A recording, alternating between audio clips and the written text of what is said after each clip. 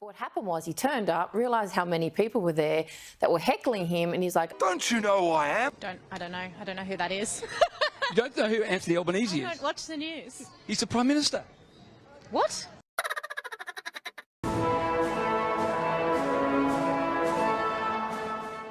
We've seen probably one of the biggest fails from a leader, a Prime Minister, in a very long time, when Anthony Albanese brought a domestic violence rally organiser to tears. Also, he's been declaring that he's the Prime Minister. And that certainly goes to his character. You know, why are we seeing leaders behave this way? Why did Anthony Albanese feel the need to act in such a way? That's my style. It is very disappointing. So essentially he was offered to speak. She said, would you like to speak? And obviously there were 5 demands she wanted to put forward for him. And he was like, reach for the stars. I don't agree with those demands. I don't want to speak. But what happened was he turned up, realised how many people were there that were heckling him. And he's like, don't miss it. Don't miss it. Oh no, this is obviously bad for my political career. I've got to get up and speak, and then use that whole, I'm the Prime Minister, I run this country. So, behave. I'm the Prime Minister, I run this country. Which is still interesting because it doesn't seem like he's running it only into the ground at this rate.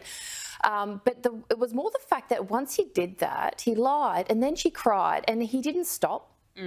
Right? And so he gaslit a girl, humiliated her. This is not the characteristics we want from someone who's designing policy for women or for the country. And Australians are united on this issue. And it was good in a way that people got to see the character during difficult situations. And if anything, people need to say, we need a better government. You know what, that was poor behaviour. I still might vote that way. I still might prefer Labor over Liberal, but I demand a better leader. Absolutely. In Labor. You know, it doesn't seem like a leader would be that secure if they have to declare that they are the Prime Minister.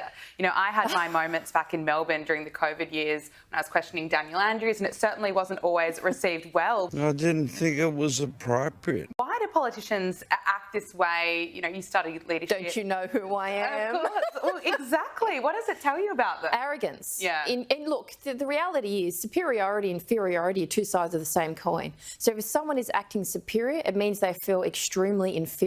And that is not what we want in leadership.